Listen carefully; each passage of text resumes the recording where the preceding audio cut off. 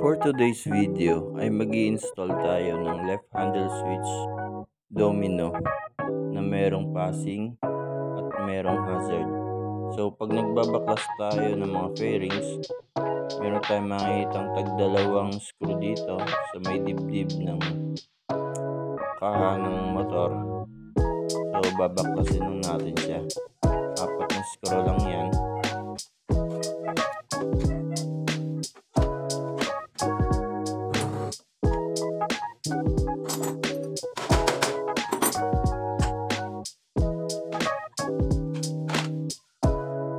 So ayun, dun sa nabili ko ay plug and play lang po yung domino left handle switch, may hazard at passing. So try natin i-check kung talagang plug and play lang siya. So dito ay binabaklas ko na yung mga screw pati dito. Sa pagbabaklas ng fairings dito sa may dibdib ay hilahin lang po natin siya pababa. Clip yan na kulay blue kung mabali. So ingatan lang po natin. Next step po ay meron po tayong screw dito sa ilalim ng cowling. So yun lang po nating sunod na baklasin. Gamit lang po kayo ng screw. Mas maigi kung socket wrench yung pambabaklas nyo kasi masyado lang siyang maiksi.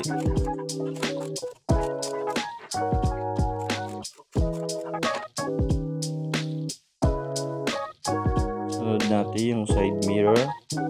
Open range po na 12mm.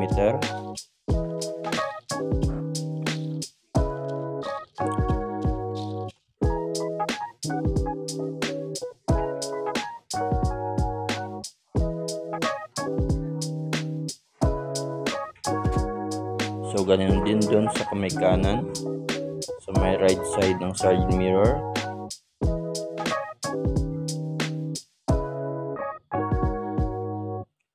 So dito na tayo sa may head cowling. Baklasin lang natin to.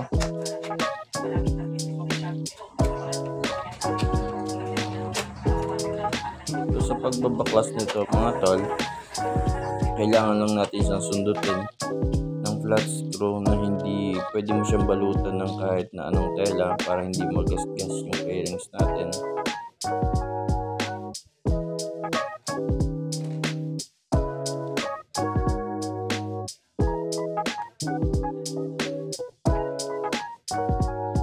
So sa pagbabaklas ng head cowling ay meron po diyang 5 screw.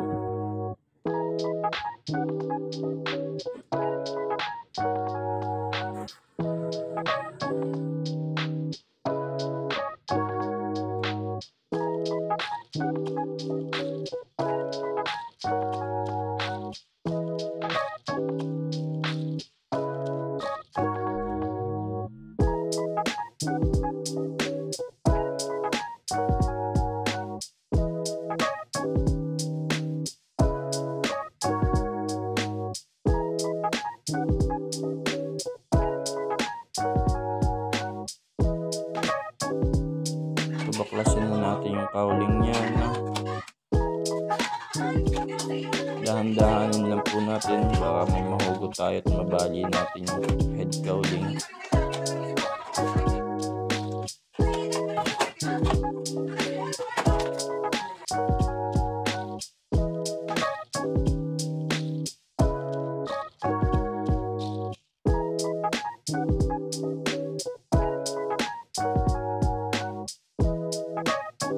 Pagkatanggal po nun ay meron pa ulit sa loob 4 na piraso.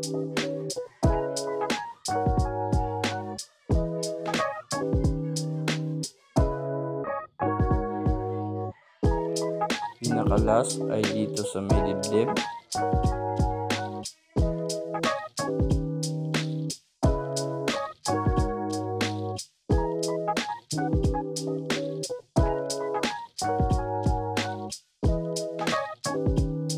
So, detach na po natin yung stock na left handle switch. Meron lang po yung 2 screw.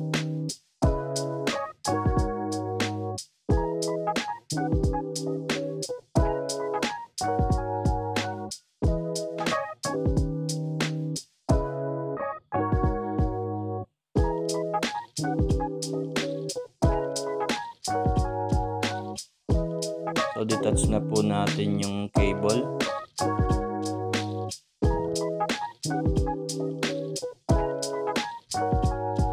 So ito na yung kakabit natin na left handle switch domino. So try natin i-check muna kung gumagana lahat ng wirings.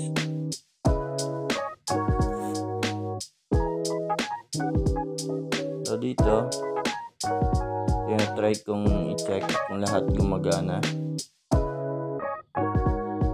So ito yung headlight nya, then hazard,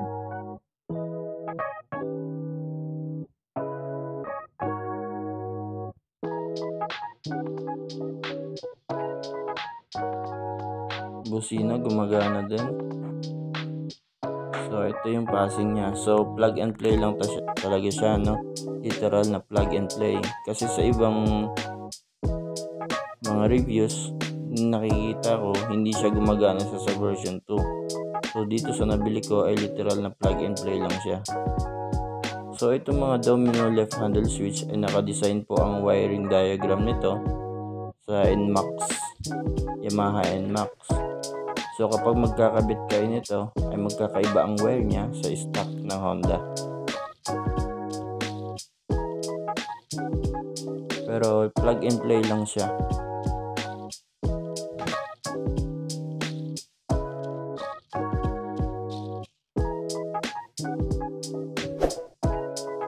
So dito sa panel natin ay visualize lahat ng signal light.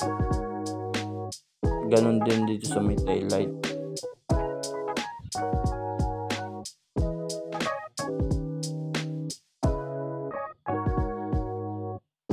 So ito yung passing, horn, left and right.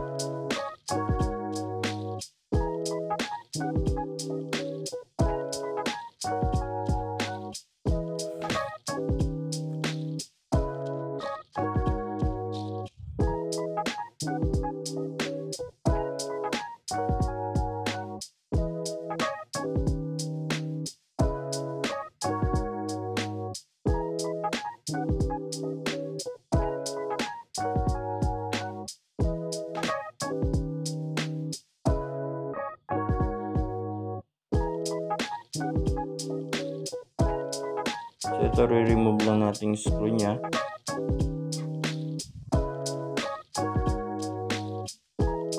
So kung makikita nyo yung stock na left handle switch ay hindi na ayon dito sa domino. Kung makita nyo may gatla siya, may butas siya na naka-design talaga para dun sa stock. So kung ikakabit mo siya dito sa domino na left handle switch ay kailangan, andun ginawa kong diskarte dito electrical tape, kasi kung susundan mo yung gatla niya ay magkakaroon ng awang. So ang ginawa kong diskarte dito ay electrical tape lang para mas kumapit siya at hindi siya magiging magalaw.